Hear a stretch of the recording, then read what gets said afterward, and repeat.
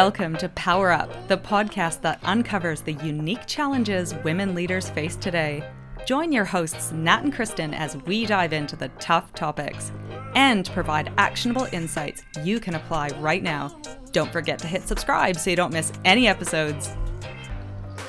One of the interesting things about starting a new business is you spend a lot of time emailing people. You're doing a lot of business development, a lot of reaching out, a lot of networking, a lot of following up.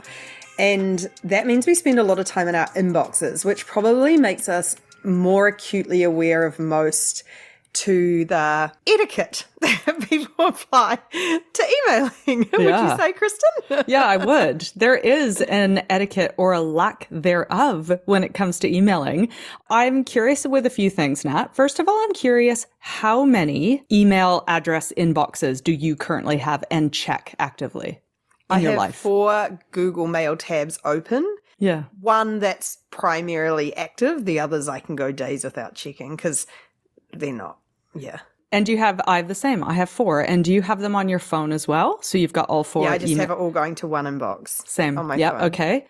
In your Power Suit inbox, Nat, what is currently sitting in terms of emails? And then what is sitting as unread? How do you find the total number? It's up top. Go look at it's like. I mean, I never delete emails. How many do you have? 18,724. What do you have? 422. I thought I was bad. Oh my gosh. Okay, no, good. I just only ever delete because I feel like, I don't know, I feel like it's such a good holder of past information. Okay. Well, no, you don't need to delete. You can file as well. So but that's in your inbox. Yeah, no, it's great. It's great. And tell me tell me. I'm giving her a face because I'm like, isn't it filed? I don't see them. They're just gone. I feel the same way. But no, many people have 0 in their inbox because they have a process in which it's filed and out of sight, out of mind. It's just their way of doing things. Yeah. So I was curious. Now tell me about, can they say unread? Mine's out of sight, out of mind as soon as it's marked as unread. How many unread oh yes, you can see in unread next to inbox. How many are unread in your inbox? 18. Yeah, I've got 24. So we're about matched there. Do you know that the average office worker receives about 120 emails a day? That's a lot. Yeah, it'd be interesting to know because is that including, my assumption is that's including all the, you've subscribed to shopping websites and then there's notifications from Slack and then there's actual emails. Is that how that would be made up? Surely. I mean, 120 business emails. I'm like, wow, that is a lot. So surely it must be everything. It must be everything. These people are really utilizing the reply all button. yeah, which we're going to get to shortly. But we do spend about 3 hours checking work email each day, the average worker. But when surveyed, people only believe they do an hour, which probably is not a surprise to you. No, and it's funny because at different stages, email is the job. I think for us at the moment, there is a lot of organizing of events and business development and updating partners. And so that to me is, I suppose there's a difference between emails. There's all of those ones which I think are actually critical. And then you've got in past jobs, there's a lot of unnecessary back and forth emails, and those are the ones I want to kill. I think there's some that you can't really, that actually are the job, and then there's some that become just part of business life, the business 121. Yeah, no. I remember when Slack and Teams first launched, I thought, this is going to do away with email. It certainly lightened the load, and it was able to move those really quick conversations into a different arena, but certainly didn't kill email, did it? No, and actually I think it added complexity because what we found at our last business is then you had multiple different conversations or the same conversation in multiple different channels. Files were either in Slack and email and drives. It just exacerbated the problem a lot of the time without actually solving an awful lot. It is overwhelming, and I don't find my inbox overwhelming, but I think many do. I remember in a past job, someone dealt with a little bit of burnout at work and he took time off, and when he came back, he had actually deleted his email functionality from his phone because he was like, I never could not look at it. And the worst thing to do, as I've made this mistake a few times, is to refresh my inbox right before going to bed on my phone. And don't do that. Oh my God. Why would you do that? You're Exactly. a sucker for punishment. Because I'm an idiot. Because I am an idiot. Kristen And I always tells me she can't sleep, and then she tells me this stuff, and I'm like, it's 101 of sleeping is to not spike your adrenaline the moment before you're about to go to bed. This is what not to do. Okay. She 'cause we listens are- to like murder podcasts and opens her emails, both of which probably have the same mental effect on you. I heard an amazing thing yesterday, which I totally buy into about murder podcasts, just very quickly, why women listen to so many of them. I think there's two reasons. One is that it validates this experience we have, that it's Yes. actually a very real fear. And secondly, I think of it somewhat as research, that it's like, oh, now I know what these things are. I can better protect myself against That was number 2. It came up that your number 2 point came up as the number 1 tip is women are seeking to look for red flags and therefore listen to these things. And I was like, oh my gosh, that is what I do. Amazing. Anyway. That is actually a total tangent, but I saw on Instagram the other day, I follow a lot of solo van lifers, and there's all these incredible single women who've created these vans and they're driving around to the middle of nowhere, which is just terrifying to me. And one of them had a really scary experience recently. She parked up in this really isolated place and this truck came and she'd like done all the things right. So she actually did a debrief going, these are the things I do to stay safe. Like I put covers over my windows so they can't see in. I have very clear cameras outside. I park with an escape route. All of those things we think about all the time. And this truck broke all of those things. And she just said, as soon as that happened, she's like, you've got to evacuate. And she said, I'm not doing this to scare you. I'm doing it to let you know the safety things that I put in place to protect myself. And same as murder podcast. You listen, you go, oh, if I do X, Y, and Z, I am helping myself. Yeah, women live in so much fear, don't we? I still remember a self-defense workshop that I took where they're like, separate your keys and put one key in between each finger. Like yeah, if my mum goes walking in the bush, she'll often hold a stone. Actually, also primarily for dogs as well. There's a lot of dogs off leash that she's like, you want to have something to be able to defend yourself. Yeah, that's Isn't right. That terrible. It is. It is terrible. Almost as bad as our inboxes. Okay. We are talking about do's and don'ts of email etiquette. Do not check your email right before you go to bed. Can I do another one for sanity, especially for people burning out? Do not have notifications on. You do not need to have a notification pop up every time you get an email on your phone or on your laptop. I haven't had notifications for years. I don't have dings. I don't have pop-ups. I don't have anything. And that allows me to control my inbox. I get to choose when I go look at it. And our brains, I just don't think are equipped. Notifications immediately say to us, this is top priority. And it's so often not. Okay, let's talk about some do's. And Nat, do you want to kick off? Start with a do that you love. This isn't necessarily about writing emails, but do reply to emails. I feel like often, let's say some don't need a reply, but then in some cases, should they be sent? But if someone sends you something, I just find, and maybe it is because I had that incident I told you about last week, where someone hadn't replied to 3 emails and then like months later emailed me asking for help. And I was like, you haven't bothered to reply to me. And now you want me to like when you need something. And it just immediately I thought, wow, that's really bad for their personal brand. So I just think if an email requires a reply to it. And if you can't reply to it in a timely manner, if it's going to take a bit of work, reply saying you've received it and that would give them a timeline for getting back to them. Our inboxes are quite intimate. Therefore, if you do have someone's email address, let's assume it's not a cold email, for example, but you are in someone's intimate workspace and effectively they are deserving of something quick, even if it's like noted, get back to you at this time. Yeah. I love writing clear subject lines, and this tends to go quickly awry. The subject line that started out initially, that should be very clear as to what the email is about, quickly gets lost when new details or the purpose or intent of the email changes. And so I think the subject should be updated as required in a big reply all chain. Be really specific, no reply needed. Or sometimes I've seen people go end of message and they just put the thing in the actual subject line. That's cool because it's very clear as to what it is. Might be heads up, end of message on my way, or decision needed by X, or information about X. Is that a flaw in Google Mail that you can't update subject lines as you go? It just goes re. No, you can. I'm going to try this now. Yeah, my great, gosh, we're great, real great. life. Actually, no, I can't. Okay. I remember looking at that the other day and going, how do I update the subject line? It's a little drop. It's a little drop down. You can go edit subject, drop down, edit subject. Oh my goodness, you solved a big problem for me because there was something that was changing quite quickly, and I was like, oh, it's so annoying. Okay, that's great. You've taught me something.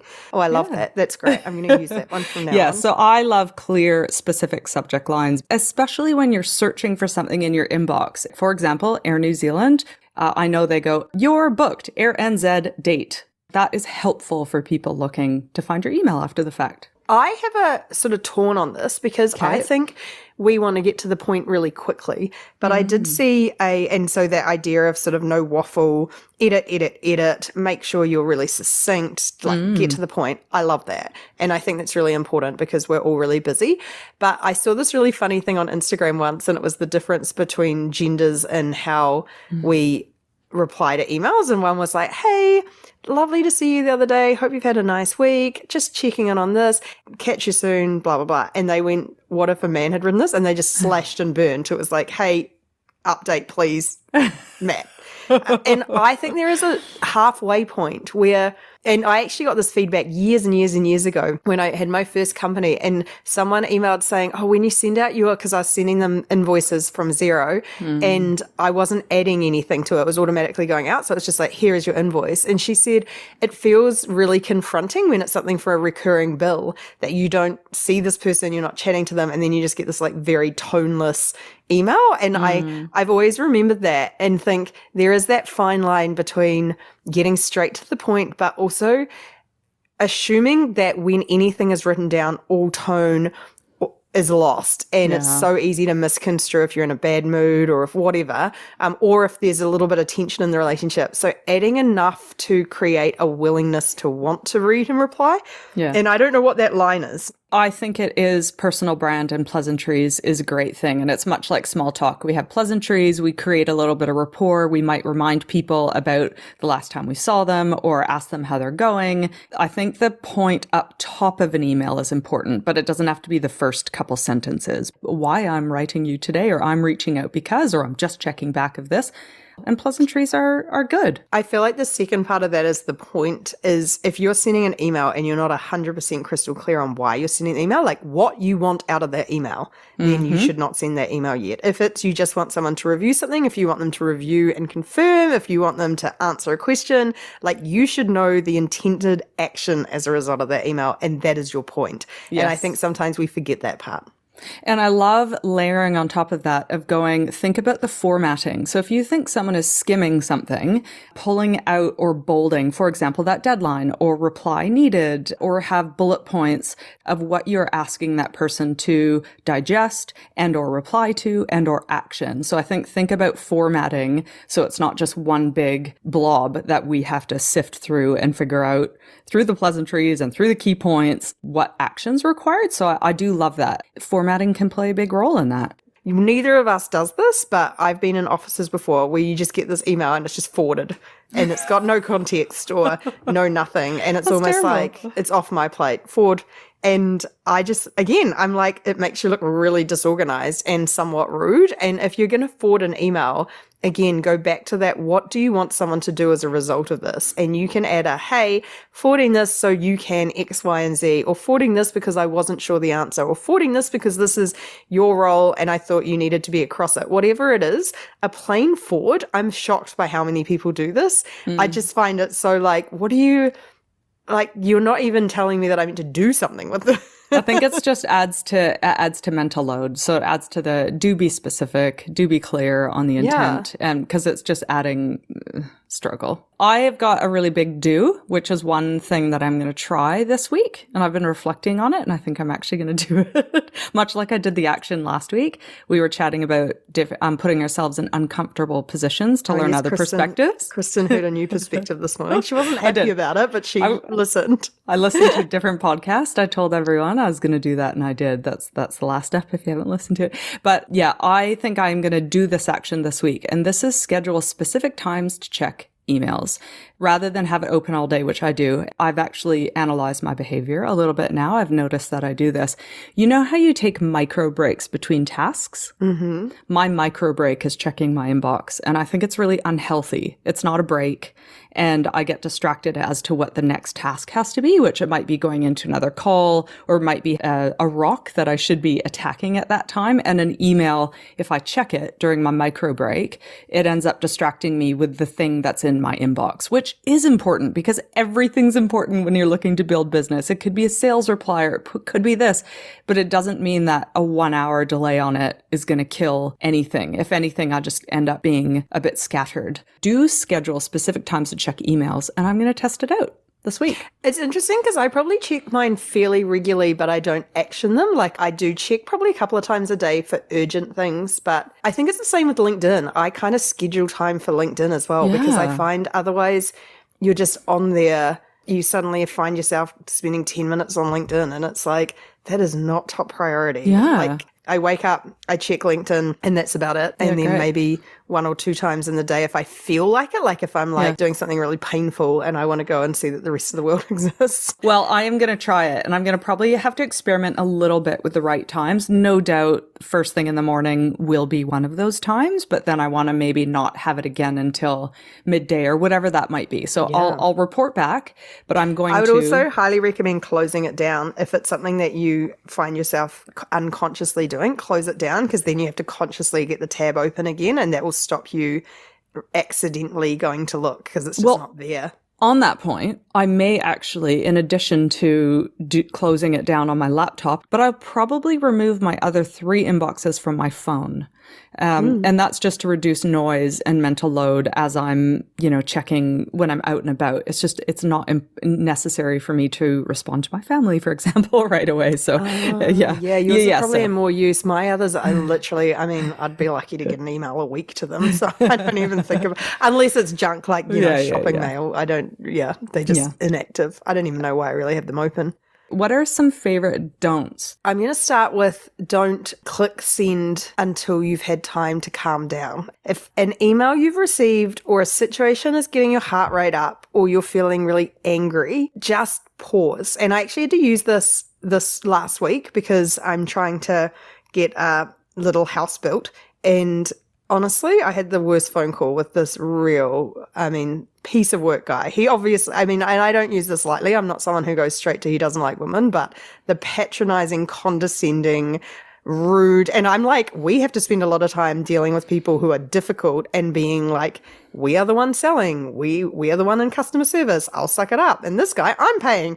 And I'm not even being difficult. Anyway, so he got my blood boiling. So I waited 3 days to write him the email, and I left it in drafts because I actually still want him to do the stuff I need him to do. So I just made sure it was really friendly and calm, and my blood had stopped boiling by then. And I think that sometimes we do things in the spur of the moment and it feels good, but we immediately have regrets, or you've just inflamed a situation, made it way worse. So just sleep on it. I think sleeping on it is just such an easy tool when it comes to blatting something out. Just don't. It's not worth it. You can wait a day. If you're an impulsive person like me, don't check the email at night because you'll want to reply, or you'll be replying in your head all night. So just don't do it. I am going to have a quick double barrel here because I think they go hand in hand. And the first is use passive aggressive phrases. So the dreaded as per. I've had that pulled on me a few times. And then, or as I mentioned before, as noted previously, talk about red rag to a bull. It is just not a good idea to make friends and build influence in your organization.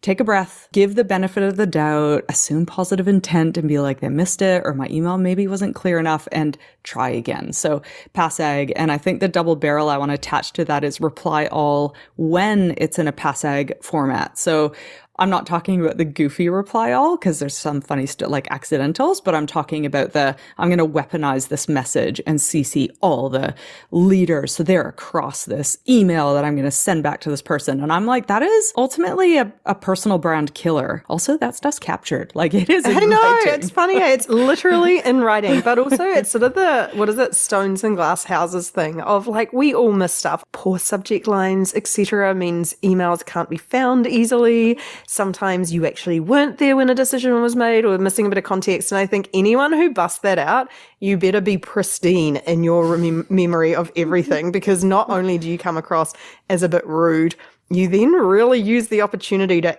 ever ask for more information without people. They may not be doing it to your face, but they will be rolling their eyes behind your back. And that's just not where you want to be. Do you remember that time, Kristen, we were out for lunch once and I'd sent an email reply to someone, and you know how on your phone it has from my iPhone, which I can't use anymore because I watch Baby Reindeer, but sent from my iPhone. And this woman replied being like, "Oh, I see you must be out enjoying your lunch while I am stuck at my desk." Wow. Do you know how bad this makes you look? You may think it's like a way of conveying your frustration, but it actually just makes people not want to engage with you, and that is pretty career limiting. I find reply alls highly comedic when people don't mean to reply all and they do, and the entire organization is on reply all. But research has been done in this matter. I found it, and it is costing organizations millions every year, the reply all, because it is, well, first of all, I will stop what I'm doing and just watch the entertaining to come. And I love a good reply all. I've missed them. I think because I don't check my inbox a lot. I remember some spectacular ones that I totally miss out on. That was like someone did the rage quit and they sent a whole email out to the whole organization. And then I was like, this is actually good insight into how often people were checking email, that the titters started going around and I was completely oblivious. And it made me realize, firstly, wow, everyone's checking the email an awful lot. And secondly, it was hilarious, but that one got shut down pretty quickly. Love a good reply all. What's your last don't, Nat? Well, there's actually, this one goes hand in hand. Well, actually, I was going to say also the BCC. I've done this before where I BCC'd someone in because I wanted them to just see what I'd written, like it was a referral or a reference or something. And she replied. And it was so mortifying. We were both mortified. So I never do that anymore. I'm like, I'll do it with you, but no one else. Because I'm like, oh no, high risk. That's high risk. Don't do that. BCC'd is dangerous. Love it. But this one's a two-prong.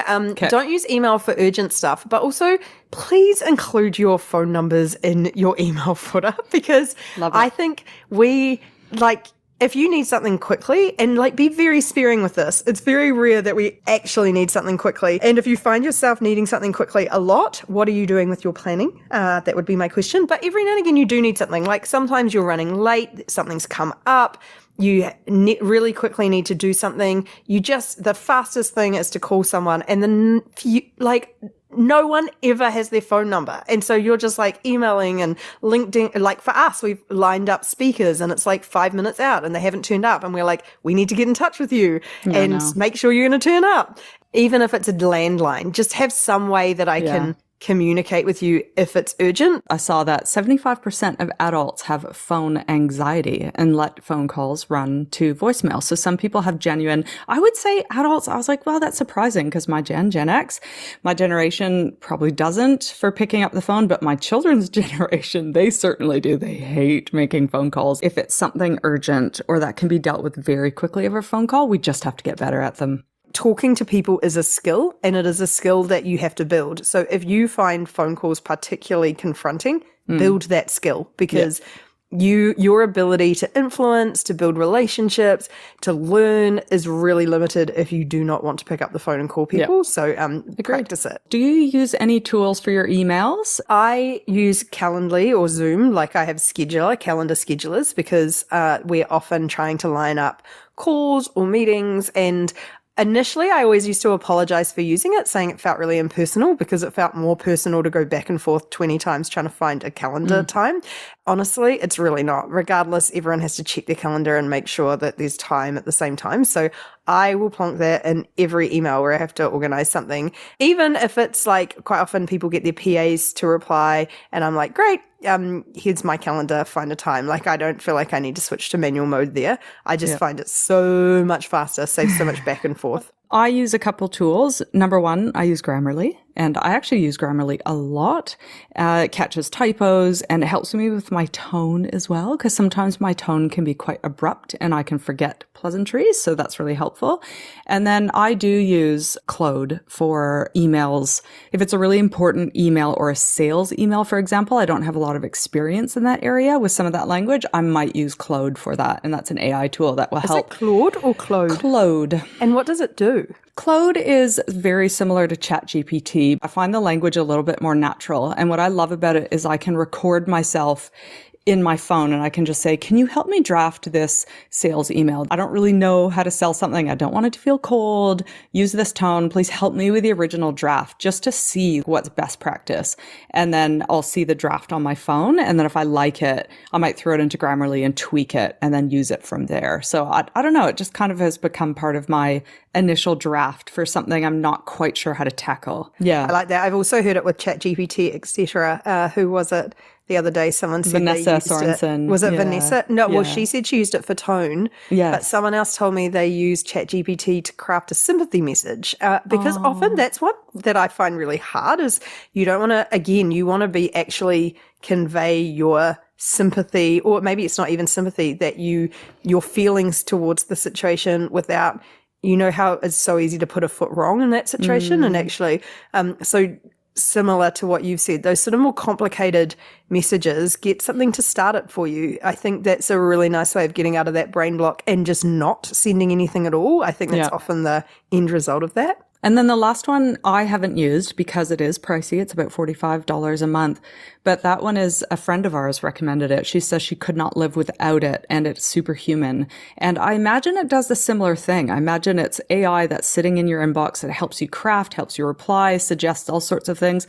Apparently it cuts email time in half. And what I guess from that, because I did look and then I saw the price, I was like, darn it, because she said she couldn't live without it. I imagine what it does is the tools I cobble together with my brain, with Grammarly, with Claude, it probably just does it all right in your inbox. So it might suggest a reply. It probably learns your tone, is what I would assume, for $45 a month. And it probably helps effectively craft good messages. And maybe it helps you format. $45 a month is a bargain if it saves half a day's work. True. That's especially, what did you say? 3 to 4 hours a day on email. Yeah. If you can save an hour and a half a day, I think that's worth $45 a month. Totally fair. Okay, I have a quote. And this is a comment that you made up top. And this is... I thought you were quoting me, but you're not. Well, I mean, I'm pretty much quoting that. But this guy, Merlin Mann, who's a productivity expert, he said this. He stole my quote. He stole your quote. Yeah. And he said, the inbox is nothing but a convenient organizing system for other people's priorities. Yeah, I love it. There's actually a new tool. What's it called? It's by the Basecamp people. Heya? Ah, what's that? Well, I think, and this is really smart, that email was designed in our newsletter this week. If you read it, you'll find the Queen was the first head of state to send one in 1979. So it was very much designed to be a communication tool. But what it's actually turned into is a workflow management tool. Like when you think about it, it's integral to all our workflows and no one's redesigned it. It's still, we have basic things like marked as unread. Whereas actually so Basecamp and the team decided, if you were to redesign email now as a workflow management tool and started from scratch, what would it look like? So all the examples we've given, it could be acknowledge, like you've got the acknowledge queue, open it, great, into that. Or this is an actionable or a project or a part of this project and actually just moves emails, thinks about email in a totally different way. So if anyone is stuck in the inbox and using it for a lot of workflow management, take a look. I'm actually really keen to take a look at it. It's just not at the top of my to-do list at the moment, but I feel like it would make sense from a productivity point of view. Well, let's hope we've helped people remove a little bit of time from their inboxes this week. I feel like both of us are going to go away and do some things to reduce the amount of time we spend in them. I am going to. I'm looking forward to it. I'll report back next week. Thanks, everyone. Thanks for your 5 stars. Check out powersuit.com. Follow us on LinkedIn and Insta, and we'll catch you all next time. Bye. Bye.